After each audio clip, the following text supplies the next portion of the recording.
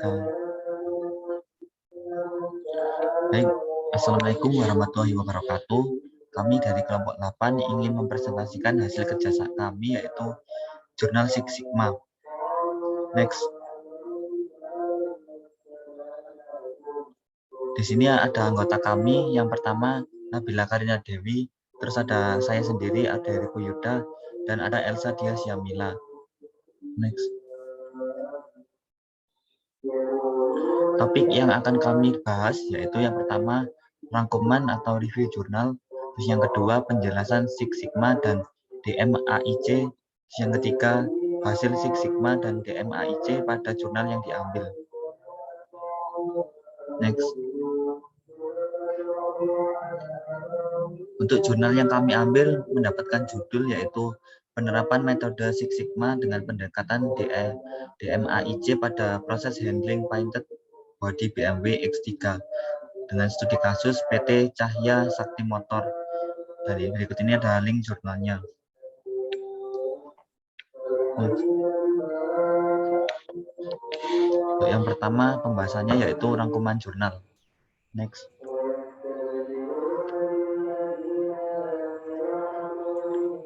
Untuk profil perusahaan sendiri, dari PT TSM atau Cahya Sakti Motor merupakan salah satu anak perusahaan PT Astra International Tbk yang bergerak di bidang otomotif dan sebagai agen pemegang merek mobil BMW, Peugeot, dan Mini Cooper. Berkantor di Jalan Gaya Motor Selatan nomor 1 Sunter 2. Sebagai agen pemegang merek mobil merek BMW, PT TSM ini melakukan kegiatan impor dan logistik. Next. Terus kemudian ada permasalahan. Dalam proses handling yang dilakukan masih banyak terdapat cacat khususnya pada painted body BMW X3. Dalam data tahun 2013, persentase jumlah cacat yang terjadi adalah 20% dari 24 dari 120 painted mobil BMW X3. Oleh karena itu, PT TSM perlu melakukan perbaikan agar proses produksi dapat berjalan dengan lancar dan komponen yang ada di dalamnya kualitas yang baik. Kemudian akan dijelaskan oleh rekan saya. Lalu yang kedua ada hasil Six Sigma dan DMAIC pada jurnal yang kami ambil. Next.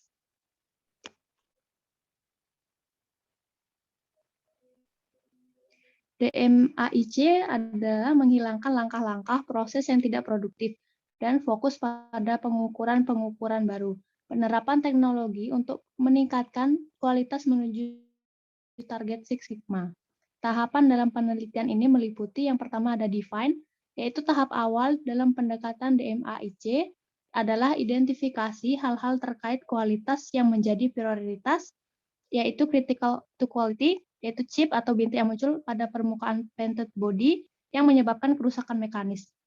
Kemudian ada scratch atau goresan kecil yang terdapat pada permukaan painted body, flex, cacat seperti stretch dengan ukuran yang lebih besar, dent atau penyok yang terdapat pada permukaan painted body, contamination, terdapat benda asing berupa cairan yang tercampur yang tidak dapat dihapus pada permukaan painted body, dan damage, yaitu serupa dengan chip dengan ukuran yang lebih besar.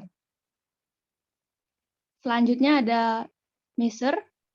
Di sini ada gambar peta NP, di mana tidak adanya poin yang keluar batas menunjukkan proses handling masih berada dalam batas kendali dalam hal cacat produk. Batas kendali dalam peta kontrol tersebut dengan batas atas yakni 10,68, batas bawah yakni 0, dan batas tengah yakni 0,2. Nilai DPMO yang didapatkan adalah 33,333, sedangkan tingkat sigma yang didapatkan sebesar 3,3, menunjukkan masih diperlukannya perbaikan untuk mengurangi cacat yang timbul, sehingga tingkat sigma dapat meningkat paling tidak mendekati angka 5 atau 6. Next. Selanjutnya akan dijelaskan oleh rekan saya. Selanjutnya adalah analyze. Penentuan jenis cacat dominan dilakukan dengan menggunakan diagram Pareto. Diagram Pareto dibuat dengan menggunakan persentase kumulatif dari jenis cacat yang terjadi.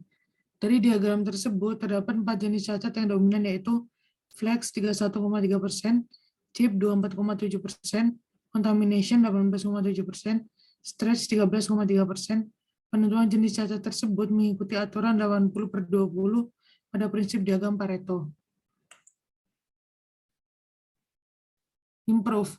Pada tahap ini, FMEA digunakan untuk menentukan prioritas rencana perbaikan. FMEA adalah sistematika dari aktivitas yang mengidentifikasi dan mengevaluasi tingkat kegagalan atau failure yang memengaruhi produk atau proses. Dari FMEA tersebut didapatkan modus kegagalan kategori benda asing penyusunan paint body yang tidak struktural, menempati urutan teratas pada prioritas penyelesaian masalah sebesar 112.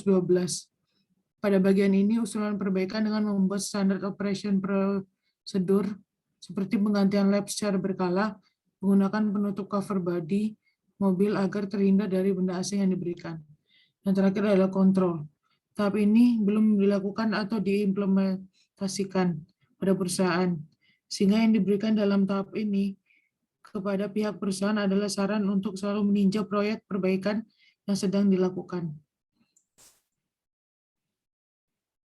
Yang terakhir adalah kesimpulan.